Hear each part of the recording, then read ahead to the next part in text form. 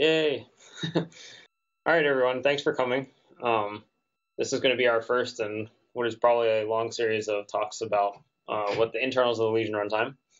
I want this to be a very open forum so that people can stop me at any time and ask questions. You'll notice that my syllabus that I sent out via email was pretty light in terms of detail.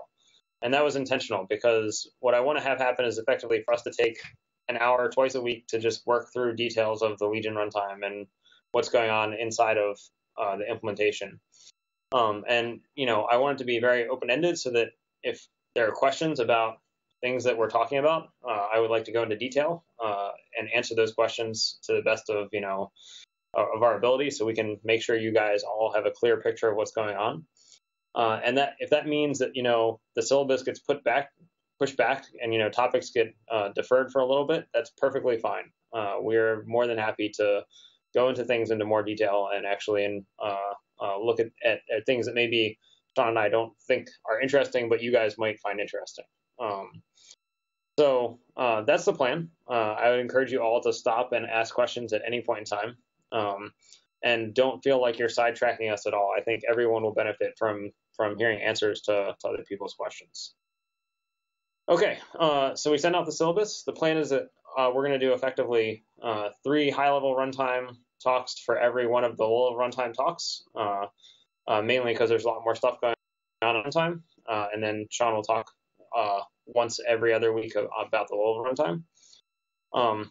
And so today, to get started, though, I'm not going to really talk much about either the high-level runtime. I'm going to give more of an overview of the whole architecture of everything.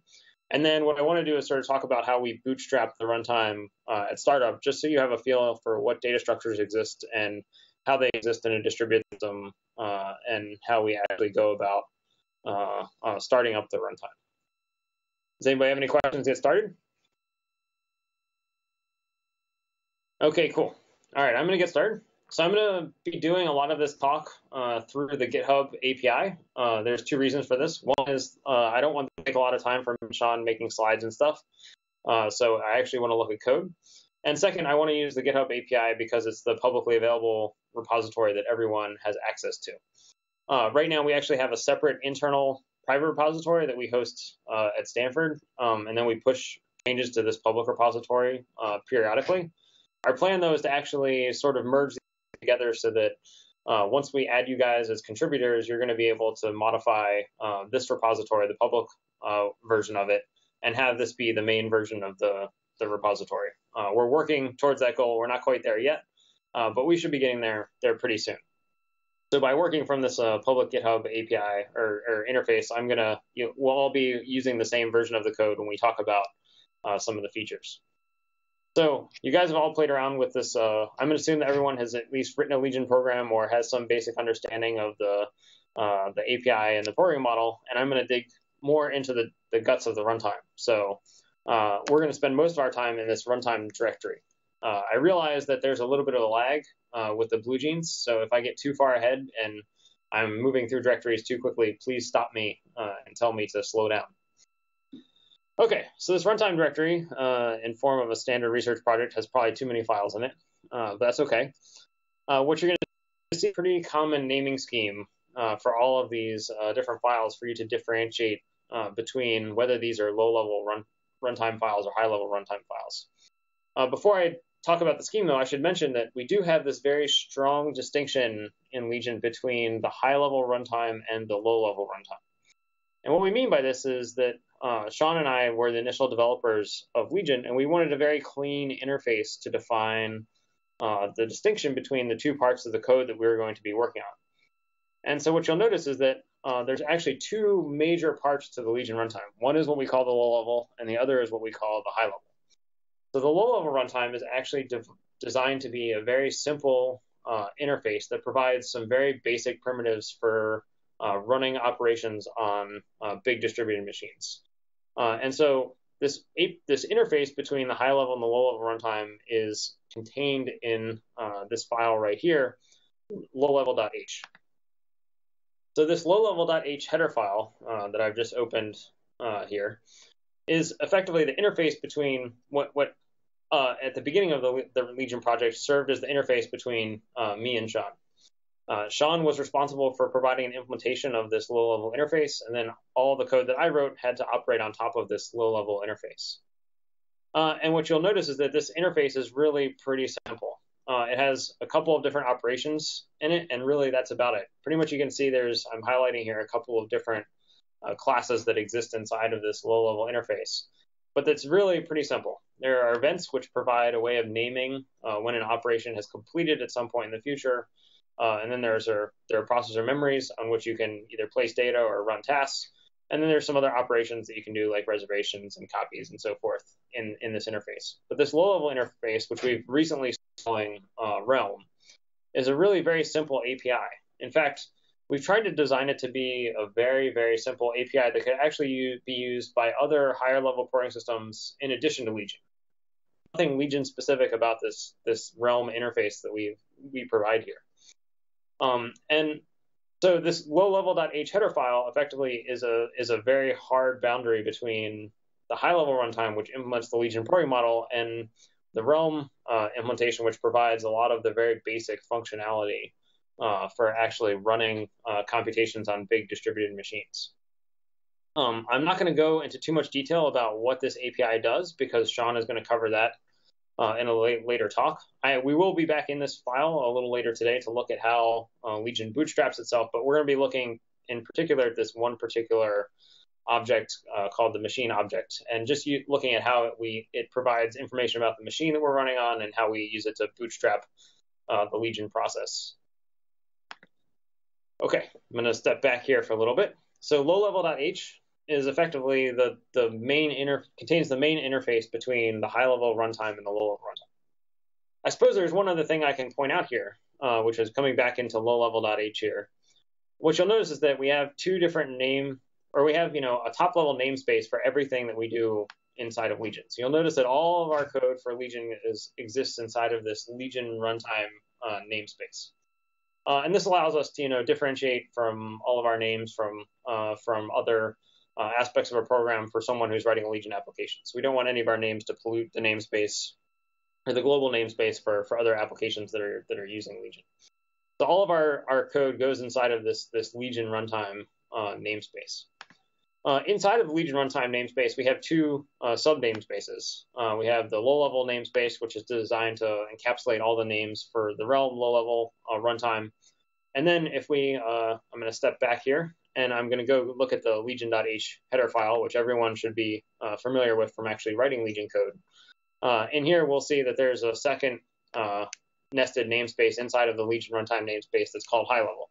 And so this represents the high-level runtime, which can implement the Legion programming model on top of Realm.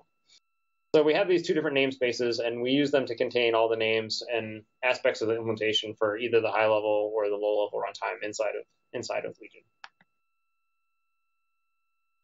Okay, does anyone have any questions about this distinction between the high-level and the low-level runtime before I move on to actually talking about actually digging into some code to look at how a Legion application starts up?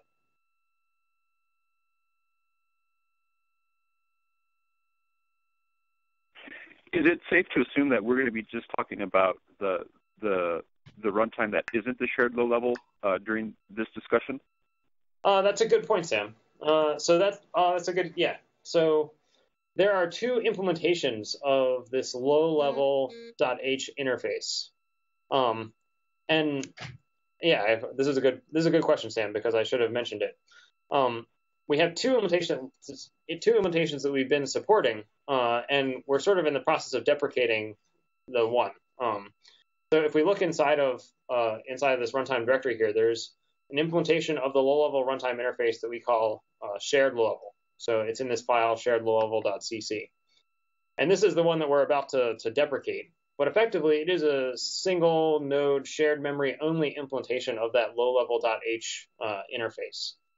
And we've used it a lot because it provides a nice, second way of testing applications and ways of getting them running on single node systems pretty easily. But it's not the most high performance implementation of the low-level.h interface. And it's also, it's tough to maintain two independent implementations. So that's why we have this shared level.cc. But if you'll notice, there's also a low level.cc, which corresponds to the GasNet-based implementation of the low level.h interface. So in all of our make files, for those of you that have played around with the distributed memory versions, you've probably seen that it's effectively a little environment variable that gets set at the top of the make file that says whether or not you want to use the shared level or not. I think I have an example of one here in this Saxby make file here that I'm pulling up. Right, there's a shared low level equals 1 or equals 0, depending on whether or not you want to compile for this shared low level runtime versus the generic GasNet-based low level runtime. And so, yeah, so we have these two different versions of the low level runtime. And I'm going to be focusing, and Sean and I are both going to mainly be focusing on the one that is the more general high performance one that includes components for GasNet and CUDA and all the other things that you need to run on today's modern supercomputers. Shared level, might be a little simpler if you want to go look around in it and see how it's implemented. It'll be very intuitive to understand how it's working and give you sort of a generic idea of how the low level runtime is implemented. But the implementation that is mainly in low-level.cc, but is contained in pretty much all of these files that begin with low-level _ something, is the GasNet implementation of the low-level runtime. Did that answer your question, Sam? Yes, perfectly. Thank you. Yes, thank you for pointing this out. These are like the ideas of basic things that, I don't always remember to talk about because they're so ingrained in my mind, but are important to explain to everyone. Yeah, so a little bit about the naming scheme of these files in this runtime directory here. Pretty much everything involved with the low-level runtime begins with low-level or contains low-level in the name. There's a couple of exceptions to that, such as, if I scroll up here, I guess accessor.h and activemessage.h and activemessage.cc are also part of the low-level runtime. But I think everything else that I'm looking at here, if it doesn't contain the word low-level in it, it will be part of the high-level runtime. Yes, I think that is true.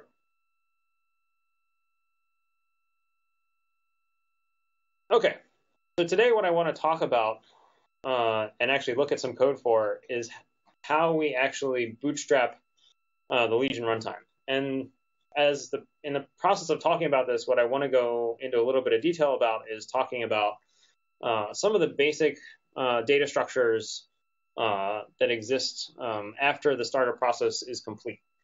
And the reason for this is one of the obvious questions that we initially considered when we started writing Legion was trying to decide whether or not we should have a separate runtime object for every processor or for every node, or for sets of processors within a node, like all the CPUs, and then have a separate one for all the GPUs and so forth.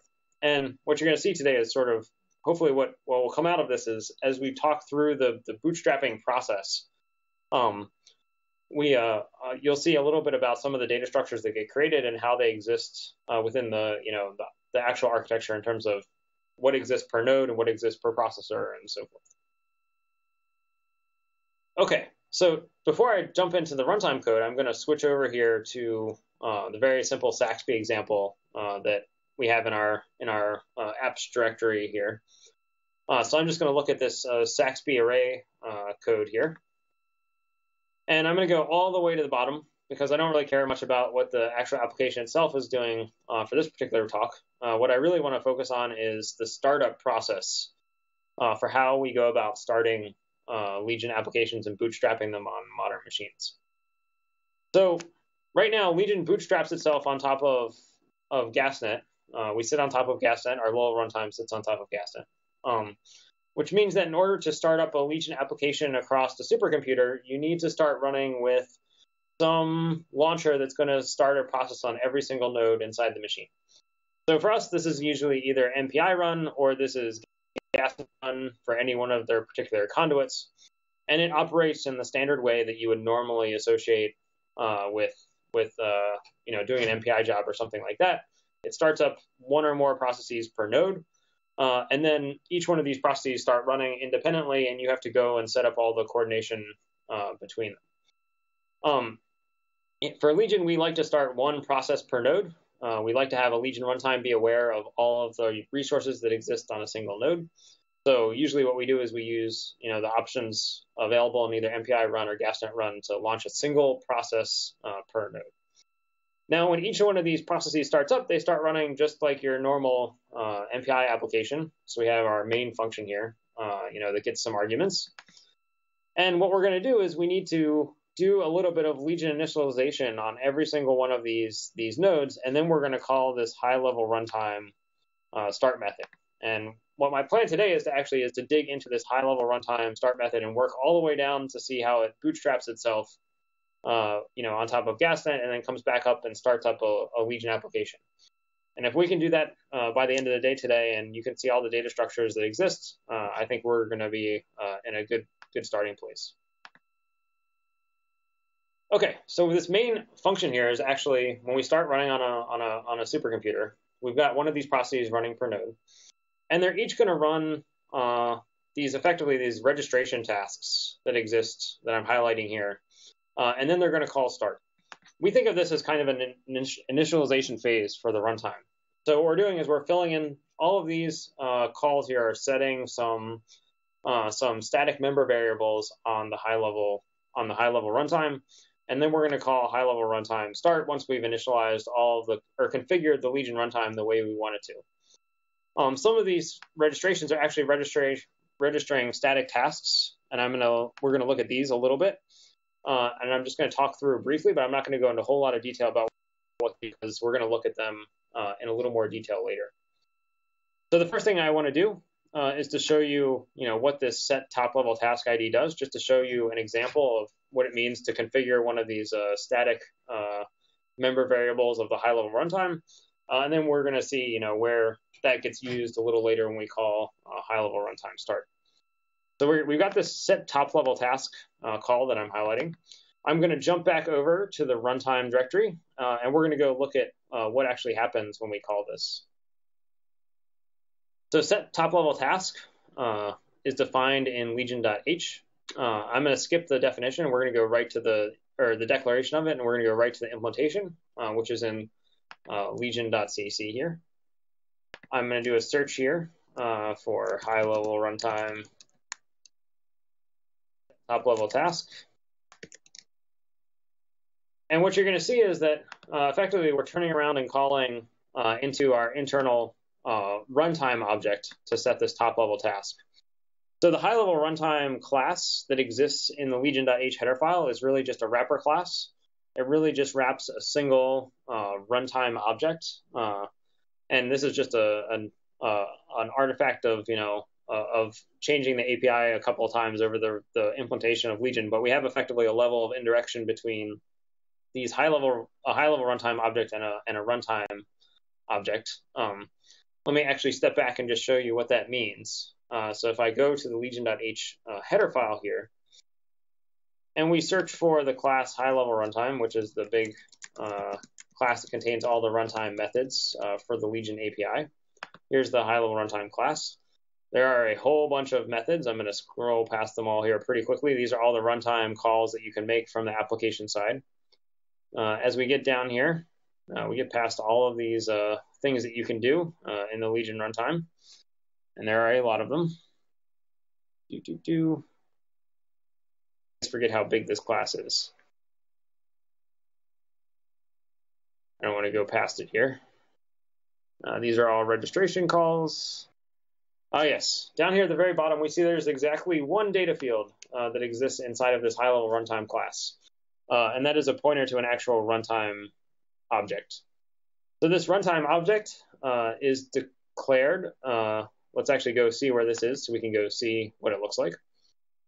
I'm jumping back here. So the runtime object exists in runtime.h.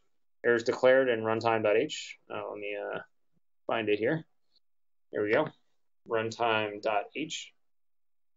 And if we search for class runtime, here we are. And so this is actually our implementation of the Legion runtime object. So that high-level runtime pointer that we give to everyone in the in the actual application code is really just a wrapper that contains a pointer to this runtime object. And the reason for that is, just purely a function of changing APIs over the course of the evolution of the project. It's not particularly clean, but it is the way it is for right now. And if we want to, we can clean it up later. So if you recall, you have a question, Sam? Yeah, so runtime, can we think of the runtime instance as a singleton that is wrapped by high-level runtime? Yes, exactly. So and what you're going to see is there's going to exist one of these runtime objects per process.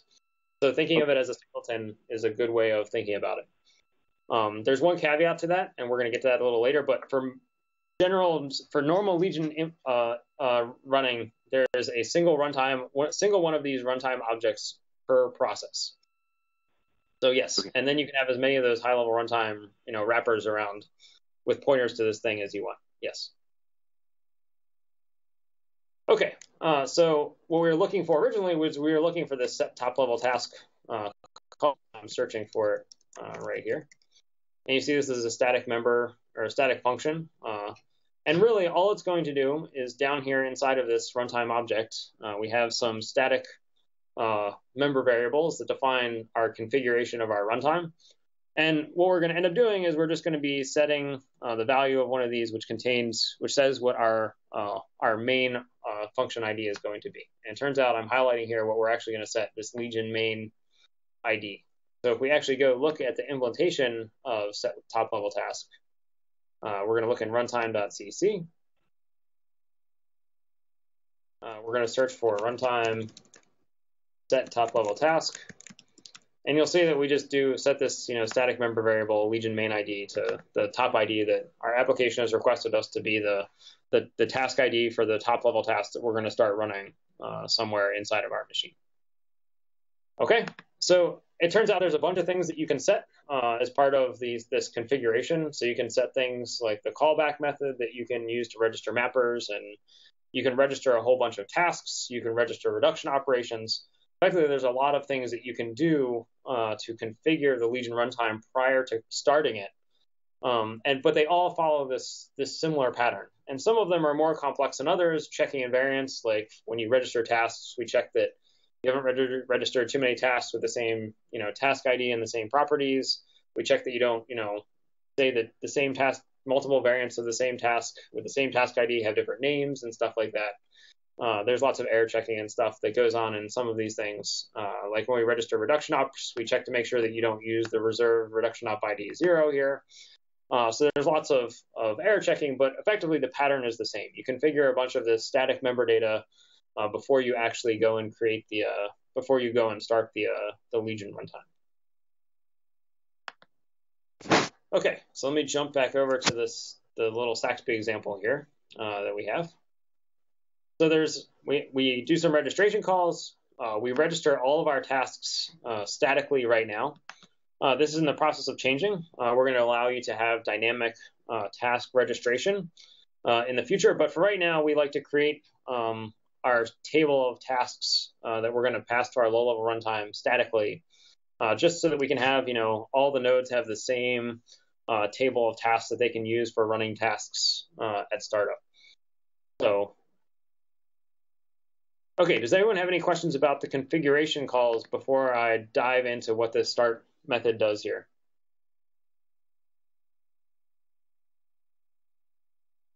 Okay, good. So now what I want to do is I actually want to dive down through the start method and show you what it does in terms of bringing up the Legion runtime. So let's actually go find this high-level runtime start method. Jump back over to our runtime directory over here. Okay, so I'm actually going to skip. So, we'll be concrete about this. Let's go look in legion.cc to find this start method. So we search for high-level runtime start, and you see what we do is we just turn around and call the runtime start static method, passing in all the same parameters. So I'm going to jump back here to runtime.cc. Scroll down here.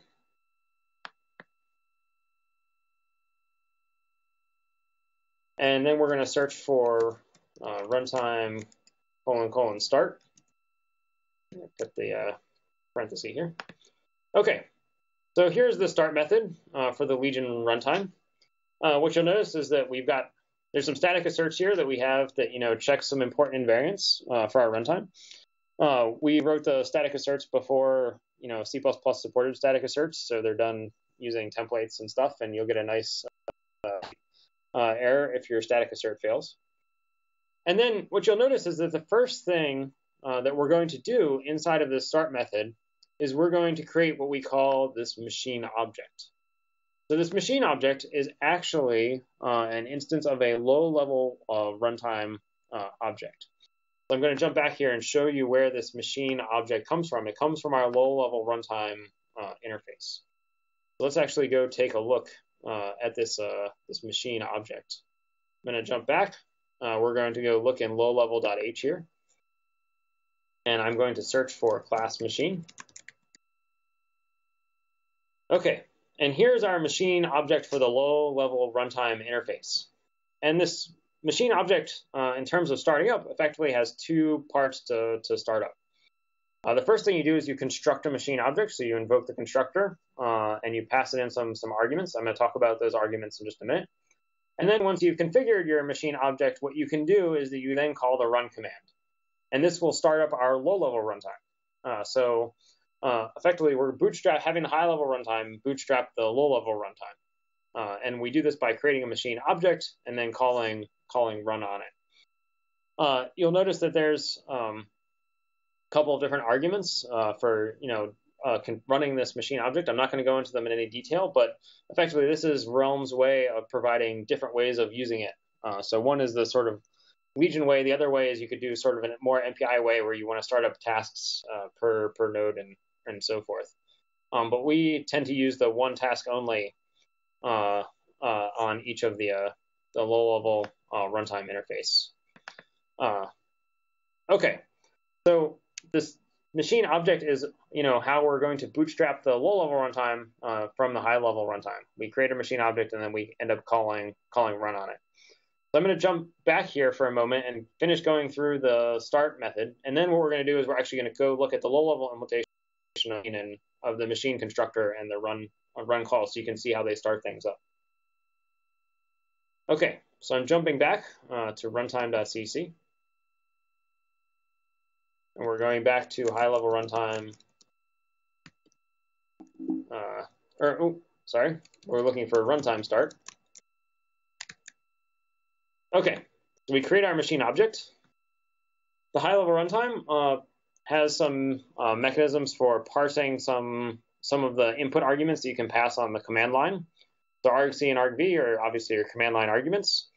So we initialize some of our static fields here to their default values.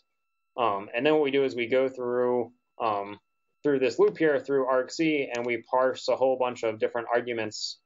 I'm highlighting some of them here that you can pass on the command line. And you can think of these as just dynamic configuration that you can do from the command line. Or this is all just argument parsing for arguments that you can pass to high-level runtime. We set some of those static member variables, and that's how we do the configuration from the command line. After we've done parsing all of our input arguments, we save our argc and argv here. And the reason that we save these is that we want to make our runtime arguments available to our top-level task a little later. So we effectively are just saving pointers and the number of a pointer to argv and then the number of arguments to argc in argc to a little input argument data structure that we save inside of our runtime. And then once we've done that, this is where we can go and start off our low-level runtime operation. So you can see here, this is where we call machine arrow run, and we pass in some arguments about how we want our runtime to go ahead and start up.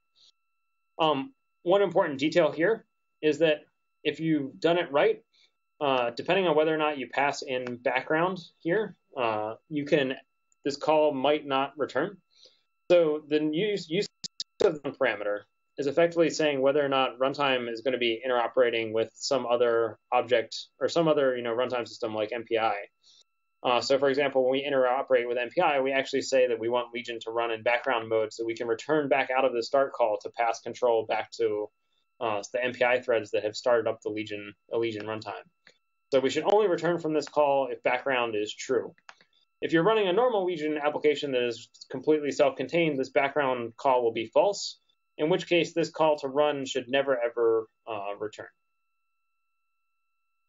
And the low-level runtime effectively will know how to shut itself down cleanly without ever having to return from this call.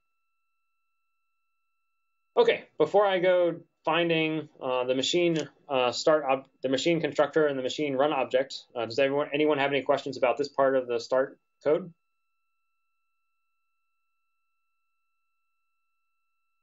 Okay, no questions. Let's go find the machine constructor and this machine run call. So as Sam pointed out, there are two implementations of our low-level interface, and I'm going to be mainly focusing on the GasNet version because it is the more complex, but also the higher performance and more interesting version. So most of the interface for the GasNet version of low-level.h is mainly implemented in this low-level.cc file. So what we're going to do is we're going to go find the machine constructor and the machine run object inside of this low-level.cc file here. And this week is probably the only week that you'll hear me talking about these low-level objects. I'm mainly doing them to showcase how things get bootstrapped today. Sean will be the one mainly talking through the low-level files in the future. Okay, so let's find this machine constructor that we use to construct a machine object back in that start method. So I'm searching for machine::. And here we find our machine object. So you'll notice a couple of different arguments here to this machine constructor. So we're getting a pointer to argc and a triple pointer to argv, a pointer to an array of strings for argv. We also get two other things here. We get a pointer to a table of tasks.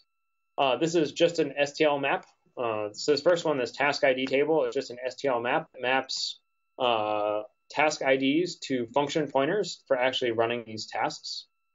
We're hopefully going to have time to come back to what these tasks actually look like, because the high-level runtime does some interesting work to construct this table. Really, you can think of it as just a mapping from task IDs to function pointers at this point. And then we get another table here, which is a table of the reductions. So this is a mapping, another STL map from reduction IDs to implementations of those reductions. So in a reduction operation, hopefully Sean will show it a little later in the low-level interface, but it's really just a class which contains function pointers for doing reductions and for folds and applications of reductions. I'm going to skip some of these other parameters here. They're pretty straightforward, whether or not you want to launch initial tasks and whether or not you want to do continuation passing style and stuff. But for the most part, Legion just uses the default parameters here, which are not continuation passing style and don't run any initial functions. Okay, so this first thing this machine object does here, the first thing it does is it saves itself to a static member variable. And the reason for this is we really just want one machine object per node. So this is, again, an example of the singleton design constructor that Sam pointed out. We save our reduction tables and we save our task tables. And then I'm going to skip through a bunch of this stuff because a lot of this low-level stuff is setting up things that are details for the low-level runtime that Sean will hopefully talk about later. But you'll notice that I'm going to scroll through this constructor and talk about some of the important points. This machine object actually goes and figures out what the whole low-level runtime machine looks like. And what I mean by this is we actually go and send messages to other nodes to actually figure out what all the processors and memories that exist throughout the whole entire system are. So this machine object, provides the interface is going to provide the interface throughout the run of the Legion application of, figuring out which processors exist and which memories exist, and then what's the relationship between all of these processors and memories. So all of these things need to be set up as part of this machine object. Let me scroll down here a little bit. You can see the low runtime does its own argument passing here, looking for low-level flags. I can highlight that for you just to show you where that is. we're doing our own parsing of low-level runtime arguments here. Okay. Right, and here's a very important call before I go too far. So right here is where we bootstrap GasNet inside of the low-level runtime. So you notice that we got argc and argv as arguments to our machine constructor. And one of the first things that we do before we start doing anything is we actually initialize GasNet. So you can think of this as the equivalent call, for those of you that are used to MPI, of having to call MPI init with argc and argv and start up your MPI runtime. This is the equivalent call in GasNet to actually start up GasNet and get everything initialized. So you can see that we do this very, very early in the startup process. Okay, so once we've initialized ourselves, we have access to some GasNet method calls, such as figuring out how many nodes we have. We check some of our invariants based on our configuration, looking for errors and so forth. And at some point, once we've actually set up our GasNet, what we do here is we've initialized GasNet. We register a whole bunch of active message handlers that our low-level runtime is going to need here. And then what we do is we go through. Let's see, I'm remembering all this as we go. This is mostly Sean's code. We register a whole bunch of active message handlers. I'm highlighting all this. We have some nice wrapper code that has a good way of wrapping up all these active message handlers. We initialize endpoints for all of our different nodes that we could possibly talk to. I'm going to skip this for now. Actually, let me give you a pointer to where this is so you can go look at this init endpoints call in more detail if you're interested. But I'm not going to describe everything that it does today because I think Sean is going to talk about active messages in more detail later. So let me just show you where this call goes. I know Sam is probably particularly interested, but we will come right back here in just a sec. So that init endpoints call actually ends up coming up in here in this active message.cc function or file. So if I search for init endpoints, you'll see that we do a whole bunch of, there's some more argument passing, and then we go through and set up endpoints for all of our different arguments. And you can see there's registration of handlers here and so forth. But effectively, everything involved with setting up active messages goes back into this active message.cc file. Okay, so let me come back to lowlevel.cc, which is where we were before. We'll search for init endpoints, which is where we were before. Okay, so we are back at init endpoints, which was where we were looking before. Okay, so once we've got our endpoints initialized, we've actually got most of our configuration set up. At this point, we starting up some of our basic worker threads. So we start up some threads for actually handling active messages. We start up threads for handling copies and so forth. Message sender threads, which we don't usually use anymore. We start those up as well. And then what we do is we have a very interesting process where we actually exchange information about our node with all of the other nodes in the system. And the reason for this is, again, I mentioned that this machine object has to contain information about what all of the other processors and memories that exist inside the machine actually look like. So this node announce data is effectively a structure that we're going to build about all of the information that we have about our local node. And then what we're going to do, so we're going to populate this. I'm not going to explain everything in detail about how we actually do that, but what we do is we populate this node announce data structure here with information about what processors we have locally, CPUs and GPUs, what memories we have, DRAM, NUMA domains, zero copy memory, so forth for your GPUs. And then what we're going to do is we're going to send that to all the other machines or all the other nodes inside the system. You'll notice here that a lot of our code is wrapped with ifdef use CUDA for GPUs. So whether or not you have GPUs enabled is controlled by this use CUDA macro in the low-level runtime. All of this code here is populating this announce metadata or announce node data structure. And you can work through this, if you're interested in looking at this in more detail. But it's, it's really just populating it with information about what memories and processors we have.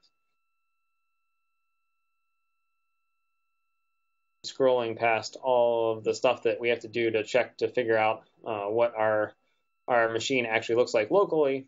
And somewhere down here, we're actually going to, oh, I think I went past it. Ah, yes, here we go. So once we've constructed our announced data, what we do is we actually go and send active messages to all of the other nodes inside of the system, announcing what our nodes look like, or announcing what our node looks like. And then what we do is we wait until we receive enough announcements from saying that we've actually figured out what all the other nodes inside the machine look like. And then once we're done with that, we can go ahead and parse all the data and build our local data structures for describing the whole entire machine. Now, Sean is going to talk more detail about how this call right here, this node announce request, actually goes and sends active messages, and then how we end up handling those active messages and so forth. That will be covered a little bit later, but effectively you can figure out, we're just communicating data to all the other nodes in the system, telling them what our node looks like, and then we wait to hear from everyone else, and then we parse that result and build our local data structures, describing which processors we have and which memories we have, and which processors can see which memories, and which memories can see other memories, and so forth. Okay, at that point, we're at the end of the constructor. So we've done constructing our machine object. And you recall the other method we wanted to look at in here was the machine run object. If I can type properly, machine : run. And so this, is a much simpler function. Effectively, what it's going to do is it's just going to go ahead and start up all of our processors and kick them all off. So you can see for each one of our processors and our utility processors, we're starting their worker threads. For each one of our local CPUs, we're starting their worker threads. If we have GPUs, we start their worker threads, and so forth. And then what this method does is once it's done kicking off all of these operations, it literally just goes into a little running loop here that tests every, I guess it's every 1 second to see whether or not we've actually finished running. But this thread effectively does nothing for the rest of the application run. The one exception to this is up here. If we go back up a little bit, if we were running in background mode, effectively what we do is we create a new thread that's going to represent our polling thread looking for shutdown. And then it's going to, kick itself off and then go back and call this run method again. And then this way we can return back to, whatever MPI threads or other interoperating threads that we're interoperating with, control back to them without having to block. And then if I go down here a little bit, what you'll notice is that here's this little running while loop that, keeps polling to see if we're done. And when we're done, there's really just some cleanup code here to finalize some of our logging infrastructure, stop some of the threads that exist, and then we can exit out of our process cleanly when we're done. So you'll remember the run method only returns if the background parameter was set to true. Okay, so does anyone have any questions about the machine constructor and the machine run object? Mike, how does it know when it's done? How does it know when it's done? That is a good question. See this little running proc count right here? Let's see, I think this is declared in here somewhere. Let's see if we can find where it's actually declared, running proc count. Here it is.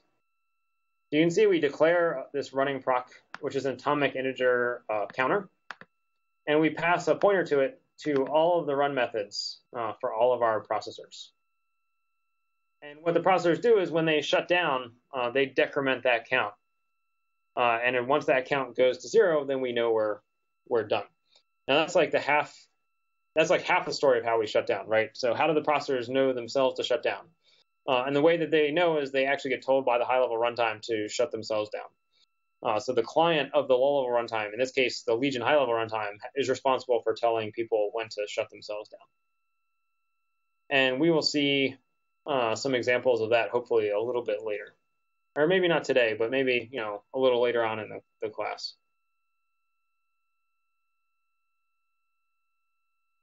Okay, any more questions? Okay, so at this point you're asking, well, where did control go?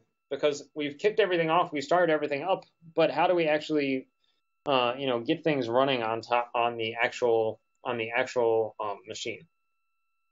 So let me show you how the low runtime then bootstraps the high level runtime. Once we've started up all of our processors and all of our processors are running, how do we actually get the high level runtime to start up and start running some tasks? I'm going to come back to this low level.h interface here. So I'm going to go look at one of the particular objects that exist inside of this interface, and that is this processor class here, which describes effectively all of our processors in the low level runtime.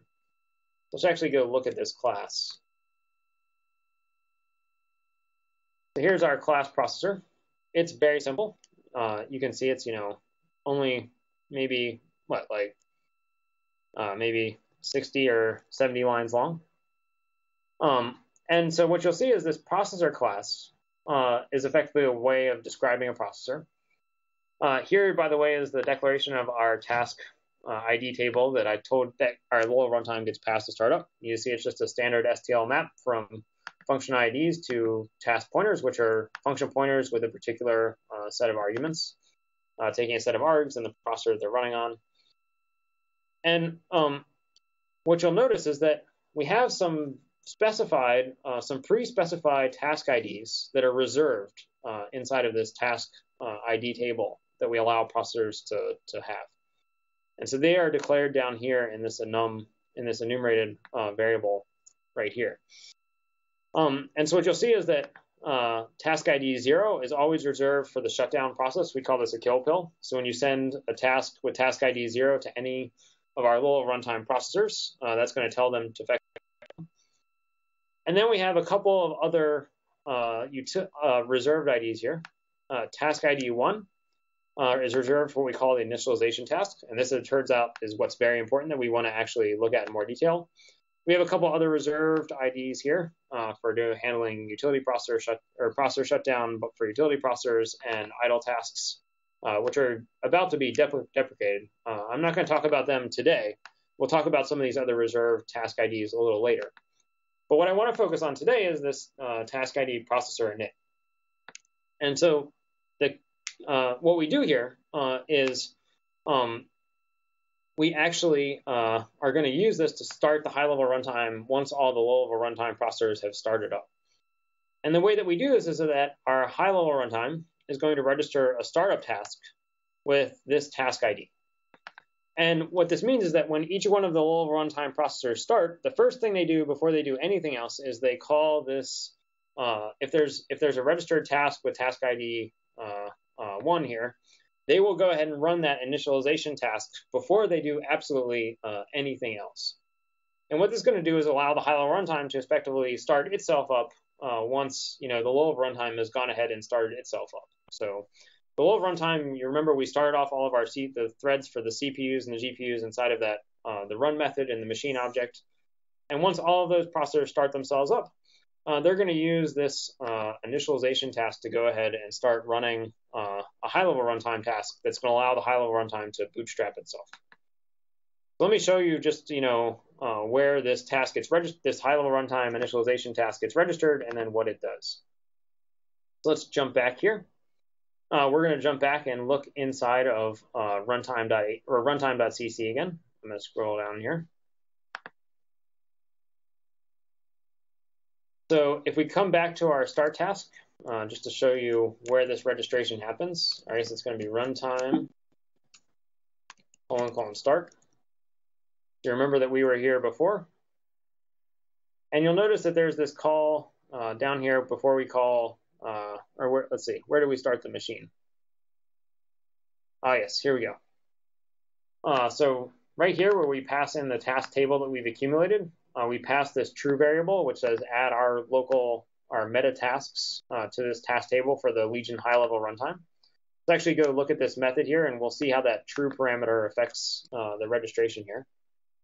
When we look at runtime, get task table,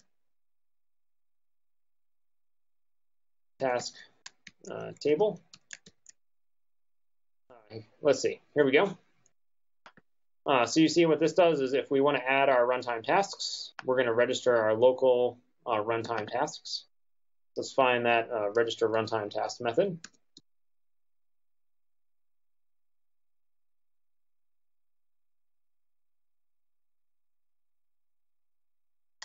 And I think this one might be oh, I know why we're not finding it.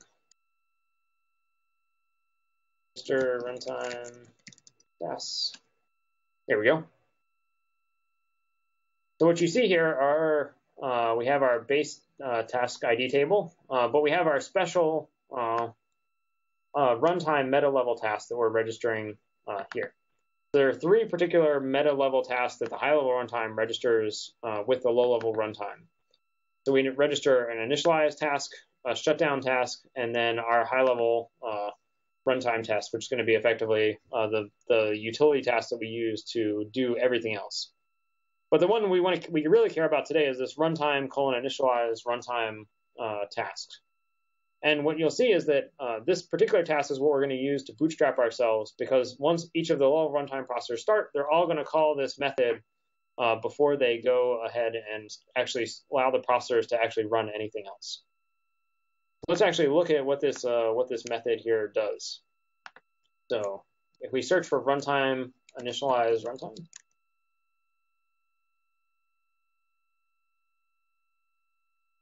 and here we go. We see that this is a static member class of the runtime class, or static member function of the runtime class. You'll see that it has exactly the right typeset for a low-level runtime task ID. So it gets a set of args, the length of the args, and then the processor on which we are running.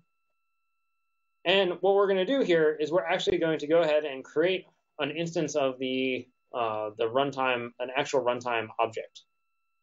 Now, what you'll notice is that there's actually this is a lot of detail to figure out. Effectively, there's a little bit of logic in this function to actually go through and figure out which of the processors we are actually going to own inside of the high-level runtime instance that we're going to create.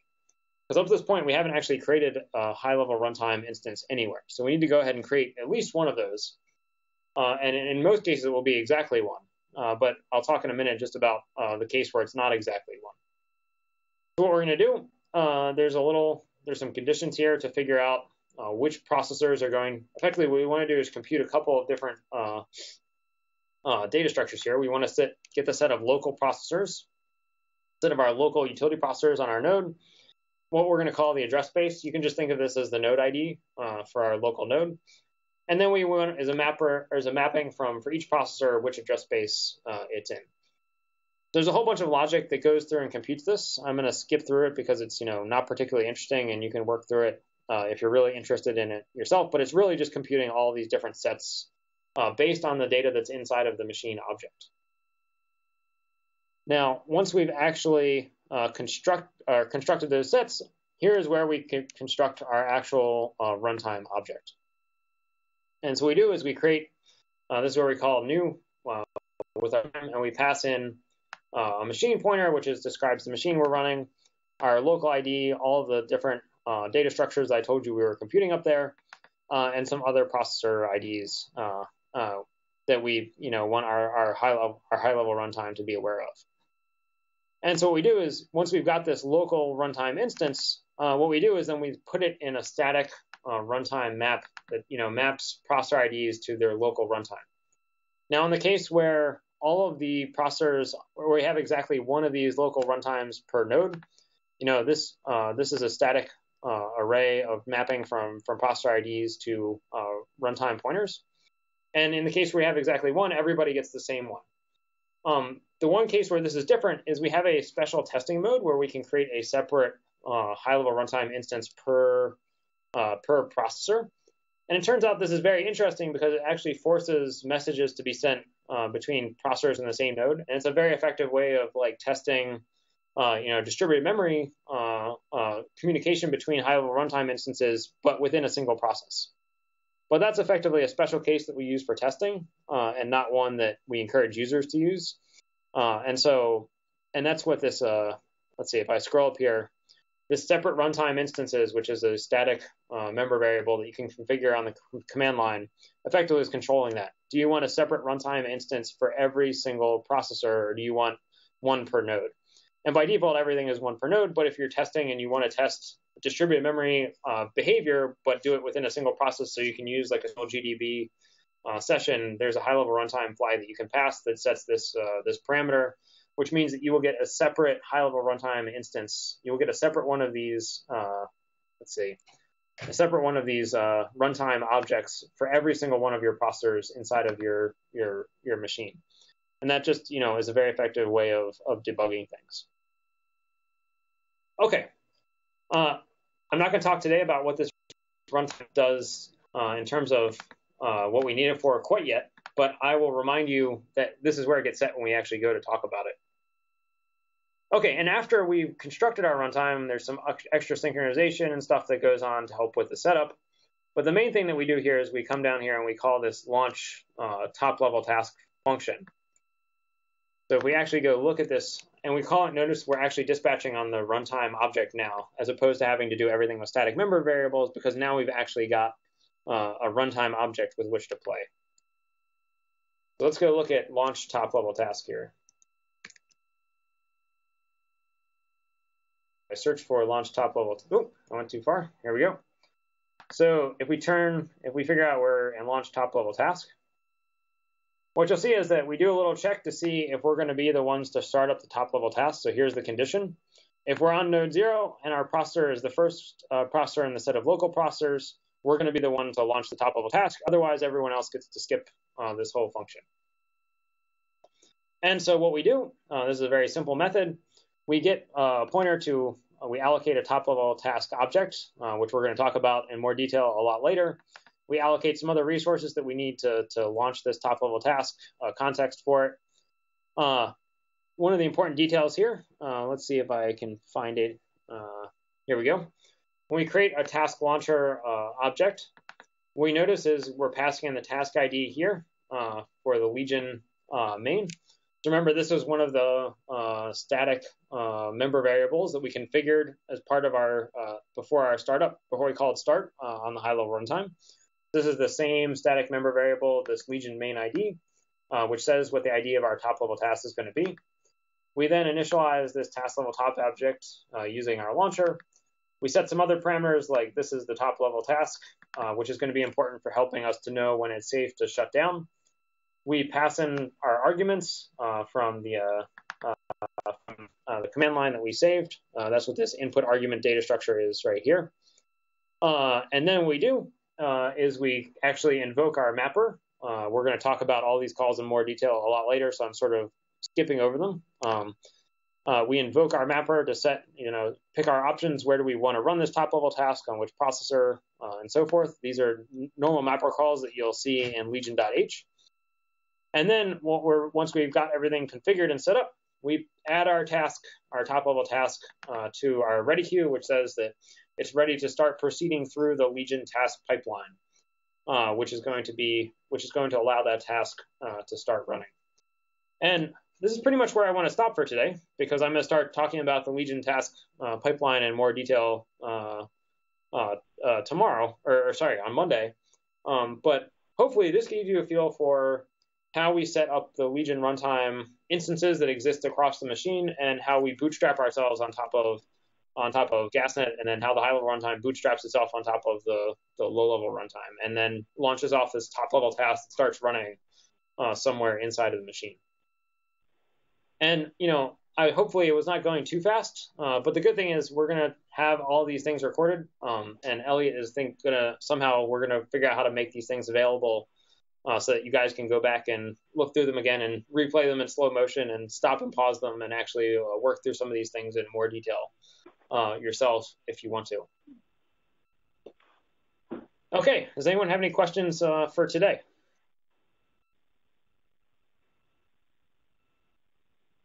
No questions.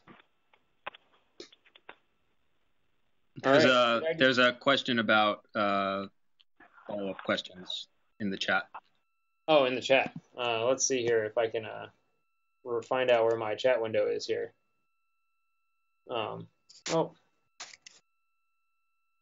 How can I find the chat window?